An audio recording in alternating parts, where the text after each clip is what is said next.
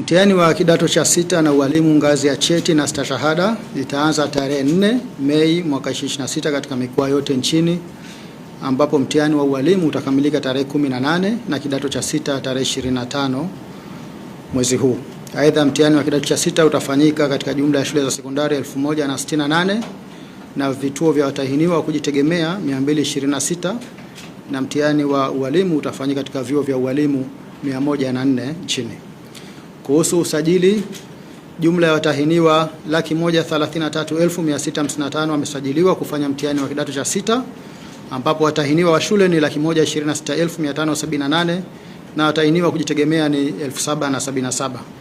Kati ya watahiniwa wa shule waliosajiliwa, wavulana ni 64,187 sawa na 51%, na wasichana ni 62,391 sawa na 49%.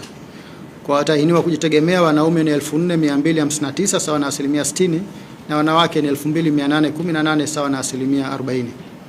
Kwa upande wa mtihani wa ualimu, jumla ya watahiniwa 14,679 wamesajiliwa. Kati yao 12,789 watafanya mtihani kwa mara ya kwanza kwa kuzingatia sera ya elimu na mafunzo ya mwaka 2014 toleo la 2023 na mtaala ulioboreshwa, na watahiniwa 1,890 watafanya mtihani wa marudio kwa kutumia mtaala wa zamani. Kwa mtaala ulioboreshwa, watahiniwa watakaofanya stashahada ya ualimu elimu msingi ni 10,674, stashahada ya ualimu elimu ya awali 1,379 na stashahada ya ualimu elimu maalum ni 736. Kati yao wanaume ni 4,473 sawa na 35%, na wanawake ni 8,316 sawa na 65%.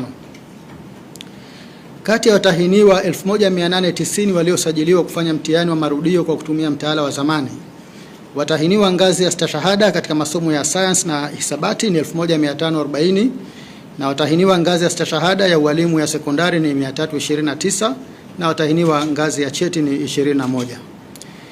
Kati ya watahiniwa wote waliosajiliwa, wapo watahiniwa wenye mahitaji maalum 229 kwa mtihani wa kidato cha sita na 44 kwa mtihani wa ualimu, wakiwemo wenye changamoto za uoni hafifu, wasioona, wenye uziwi na wenye ulemavu wa viungo.